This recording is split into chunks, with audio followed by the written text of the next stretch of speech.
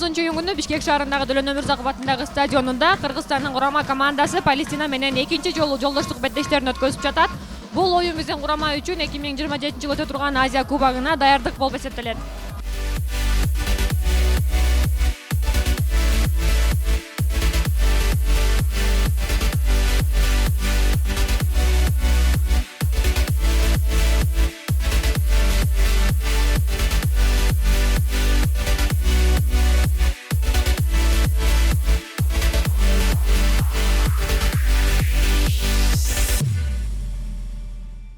Как вам игра? Супер, отлично. Вы сегодня болеете? За Кыргызстан. Ой, тут. А ваша семья за кого болеет? Они палестинцы, за Палестину. А какой ваш любимый игрок? Эрджан, который на воротах стоял сегодня. Как думаете, какой будет счет? Мы за дружбу, может быть 1-1. Хотя бы. Как вам игра? Что? Как вам игра? Ну, отлично, да. Я за дружбу. Да, конечно, draw, I want to draw. Ты сегодня за кого болеешь? За Палестину либо за Кыргызстан?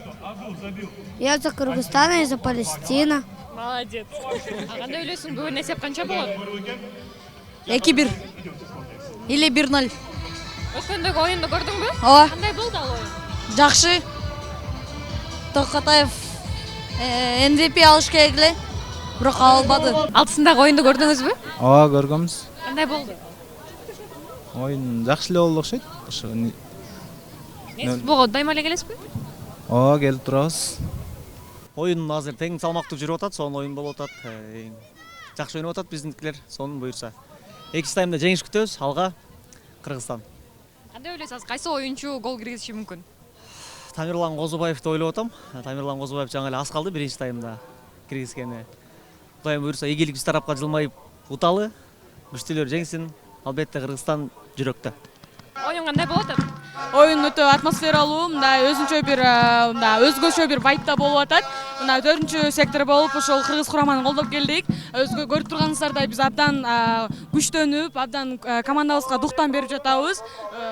Кыйкырынып, колдон келишинче колдоп атабыз. Кайсы оюнчуну жакшы көрөсүз оюнун? Негизи десем, дүйнөгө таанымал болгон Гүлжигит Алгулов биринчи орунда. Андан кийин менимче мен тааныган футболисттерден көбүнчөсү Эрмек Кенжебаев. Ушул эки футболчу чыгат. Оюн кандай болуп жатат? Оюн аябай жакшы болуп атат. Бирок Кыргызстан Палестинага караганда бир аз слабыйраак ойноп атат. Бирок жеңишин күтөбүз, жеңсин Кыргызстан. Ошол. Оюнчу ким болот деп ойлойсуз мүмкүн? Мыкты оюнчу азырынча белгисиз болуп атат. Биз оюнчуларды жакшы тааныбайбыз бирок. Атайбы алыстан келдик Каракулжадан. Оюн көрүп кетели деп.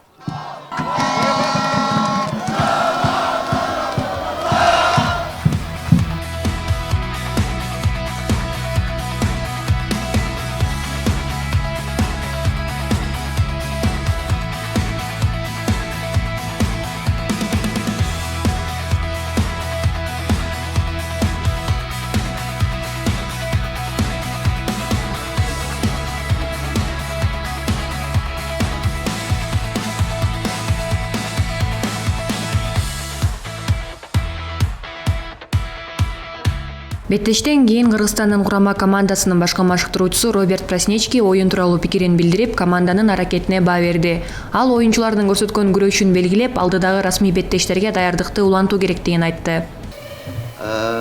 Bueno, dos partidos con Palestina.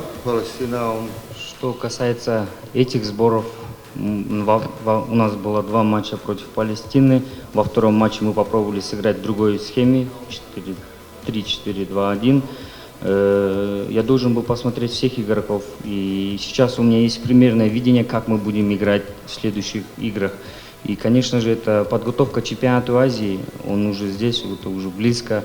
У нас осталось немного времени до чемпионата, и мы будем готовы к этому. Игроки достаточно хорошо работали, я доволен, в целом я доволен. Bueno, trabaja muy bien. Yo pienso que poco a poco cogemos cosas. Бул экинчи жолдоштук беттеш чындыгында эки элдин достугун жана спорт аркылуу биримдигин көрсөткөн оюн болду десек жаңылышпайбыз.